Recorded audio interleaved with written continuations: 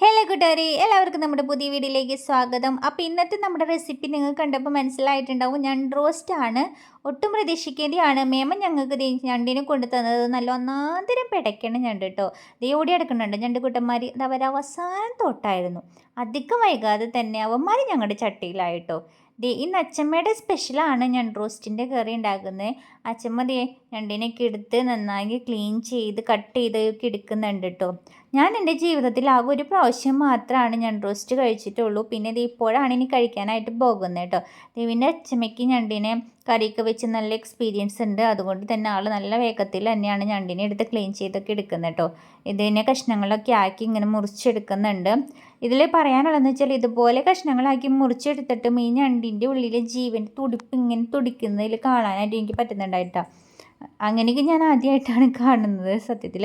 അപ്പോൾ ക്ലീൻ ചെയ്തെടുത്ത ഞണ്ടിലേക്ക് അല്പം മഞ്ഞൾപ്പൊടി ഇടുക, പിന്നെ ആവശ്യത്തിനുള്ള ഉപ്പും 2 ടീസ്പൂൺ കുരുമുളക് പൊടിയും കൂടി ചേർത്ത് നന്നായിട്ട് മിക്സ് ചെയ്ത് വെക്കുക. ഇതിലേക്ക് നന്നായിട്ട് മസാലയൊക്കെ പിടിക്കണം. അപ്പോഴാണ് നമ്മൾ കറി വയ്ക്കുമ്പോൾ നല്ല ടേസ്റ്റ് ഉണ്ടാവുക. പിന്നെ ഇതിലേക്ക് ഒരല്പം കാശ്മീരി മുളക് പൊടിയും കൂടി ചേർക്കുന്നുണ്ട്. അത് കുറച്ച് കളറൊക്കെ കിട്ടാനായിട്ട് നല്ലതാണ്. എന്നിട്ട് നന്നായി മിക്സ് ചെയ്ത് ഒരു 3/4 മണിക്കൂർ നമ്മൾ വെക്കുക. അതിന് ശേഷം കറി വെച്ചാൽ നല്ല ടേസ്റ്റാണ്. അപ്പോഴേക്കും മസാലയൊക്കെ നന്നായി പിടിച്ചിട്ടുണ്ടാകും. നമ്മളിതിൽ കറി വെക്കുന്നത് മീൻ ചട്ടിയിലാണ് കേട്ടോ. ഇതിൽ ഓരോ ഭാഗങ്ങൾ എനിക്കെടുത്ത് കാണിച്ച് തരുന്നതാണ്. ഇത് നടുക്കഷ്ണമാണ്, ഇത് ഞണ്ടിൻ്റെ കാലാണെന്നൊക്കെ പറഞ്ഞ് എടുത്ത് കാണിച്ചു തരാണ് കേട്ടോ ചെയ്യുന്നത്. ഞാനിതധികം കണ്ടിട്ടും കഴിച്ചിട്ടൊന്നും ഇല്ലാത്തതുകൊണ്ടാണ് എനിക്കിങ്ങനെ ഓരോന്നെടുത്ത് കാണിച്ചു തരുന്നത്. ഇത് ഇന്നതാന്നൊക്കെ പറഞ്ഞിട്ട്. അപ്പം നമ്മുടെ ഇത് മീൻ ചട്ടി എടുത്ത് വെച്ചിട്ടുണ്ട്. ചൂടായി വന്നിട്ടുണ്ട്. അതിലേക്ക് വെളിച്ചെണ്ണ ഒഴിച്ചിട്ടുണ്ട്. അപ്പോൾ ചൂടായി വന്നപ്പോൾ ചെറിയ ഉള്ളി ഒരു 10 എണ്ണം നീളത്തിൽ അരിഞ്ഞതും അതുപോലെ 4 പച്ചമുളക് നെടുകി കീറിയതും ഇട്ട് വഴറ്റിയിട്ടുണ്ട്. ഇനി ഇതിലേക്ക് വെളുത്തുള്ളിയും ഇഞ്ചിയും പേസ്റ്റ് ഇപ്പോൾ ചേർക്കണമെന്ന് ഞങ്ങൾ വിട്ടുപോയിട്ടുണ്ട്. അത് പിന്നീടാണ് ചേർക്കുന്നത്. പിന്നെ ഒരു 3 വലിയ സബോള നീളത്തിൽ കനം കുറഞ്ഞരിഞ്ഞതും കൂടി ചേർത്ത് നന്നായിട്ട് മിക്സ് ചെയ്യുക. പിന്നെ ഇതിന് ആവശ്യത്തിനുള്ള ഉപ്പും കൂടി ചേർത്ത് കഴിഞ്ഞാൽ സവാള വേഗം വാടി കിട്ടും. പിന്നെ നമ്മുടെ കറിവേപ്പിലയും കൂടി ചേർക്കാം. ഇപ്പോഴാണ് ഞങ്ങൾ ഇഞ്ചി വെളുത്തുള്ളി ഇട്ടില്ല എന്നുള്ള കാര്യം ഓർത്തത്. എന്നിട്ട് ഇപ്പോഴാണ് ഞങ്ങൾ ഇടുന്നത് കേട്ടോ. നിങ്ങൾ ഉള്ളി ഇടുമ്പോൾ തന്നെ ഇടുന്നതായിരിക്കും നല്ലത്.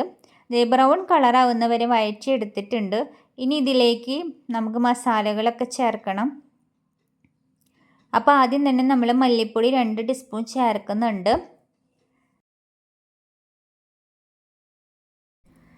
ഇനി ഇതിലേക്ക് 2 ടേബിൾ ടീസ്പൂൺ പെരിഞ്ജീരകം പൊടിച്ചതാണ് ചേർക്കുന്നത്.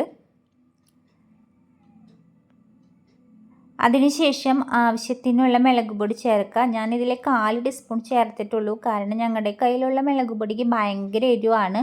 കുട്ടികളൊക്കെ ഉള്ളതുകൊണ്ട് അവർ കഴിക്കുമ്പോൾ ഭയങ്കര എരിവായതുകൊണ്ട് കുറച്ച് ചേർത്തിട്ടുള്ളൂ. നിങ്ങളുടെ എരിവിനനുസരിച്ച് ചേർക്കുക. പിന്നെ കാശ്മീരി മുളക് പൊടിയാണ് ചേർക്കുന്നത്. അത് കളറൊക്കെ കിട്ടാൻ വേണ്ടിയിട്ട് നല്ലതാണ്. കറിക്ക് നല്ലൊരു കളറൊക്കെ ഉണ്ടാകും. പിന്നെ ആവശ്യത്തിനുള്ള ഉപ്പും കൂടിയും ഇട്ട് നന്നായിട്ട് വഴറ്റിയെടുക്കുക. പച്ചമണം മാറിക്കഴിയുമ്പോൾ ഒരു വലിയ തക്കാളി ചെറുതായി അരിഞ്ഞതും കൂടി ഇട്ട് മിക്സ് ചെയ്തെടുക്കാം. തക്കാളി നന്നായിട്ട് ഉടഞ്ഞ് കിട്ടണം. അതുവരെ നമുക്ക് ഇത് മൂടി വെച്ചൊന്ന് വേവിച്ചെടുക്കാം. അപ്പോഴേക്കും തക്കാളി നന്നായി ഉടഞ്ഞ് കിട്ടും.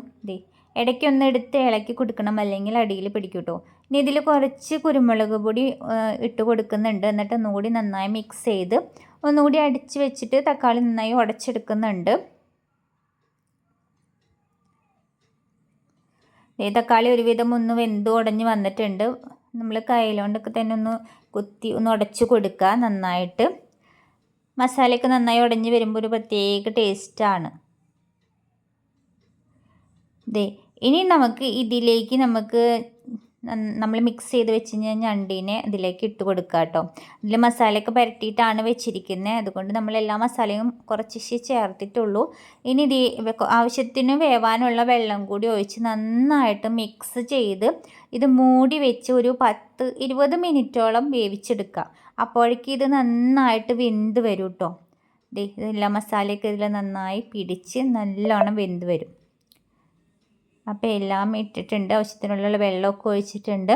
ഇനി ഇത് നമുക്ക് ലോ ഫ്ലെയിമിലിട്ട് നന്നായി അടച്ച് വെച്ച് വേവിച്ചെടുക്കാം. അപ്പോൾ ഇടയ്ക്കൊന്ന് ഇത് ഇളക്കി കൊടുക്കണം. അപ്പോഴേക്കും നന്നായിട്ട് നമ്മുടെ ഞണ്ട് റോസ്റ്റ് ഇവിടെ വെന്ത് വന്നിട്ടുണ്ട് കേട്ടോ. നല്ല സ്മെല്ലാണ് വരുന്നത്. സത്യം പറഞ്ഞാൽ കൊതിയാവും, വായിൽ വെള്ളം വരും ആ ടൈമിൽ തുറക്കുമ്പോൾ വരുന്ന സ്മെല്ല്. ഇനി ഇതിലേക്ക് 2 വലിയ വേപ്പിലത്തണ്ട് വെച്ച് കൊടുക്കുന്നുണ്ട് കേട്ടോ. അപ്പോൾ ആ വേപ്പിലയുടെയും കൂടിയൊക്കെ സ്മെല്ലും കൂടി ഇങ്ങോട്ട് ആകുമ്പോൾ അടിപൊളിയായിരിക്കും. ദേ, അപ്പോൾ അങ്ങനെ നമ്മുടെ ഞണ്ട് റോസ്റ്റ് റെഡി ആയിട്ടുണ്ട് കേട്ടോ. ഇനി നമുക്ക് ഇത് പകർത്തി വെക്കാം. ഇനി ഫോട്ടോഷൂട്ട് സെക്ഷനാണ്. ഇങ്ങനെയാണ് ഞങ്ങളുടെ ഞണ്ട് റോസ്റ്റ് ഇരിക്കുന്നത്. അപ്പോൾ ഞങ്ങളുടെ ഇന്നത്തെ റെസിപ്പി നിങ്ങൾക്ക് ഇഷ്ടമായെങ്കിൽ നിങ്ങൾ മസ്റ്റായി ട്രൈ ചെയ്യണം. പുതിയ വീഡിയോയുമായി വീണ്ടും കാണുവരെ ടാറ്റാ ബൈ.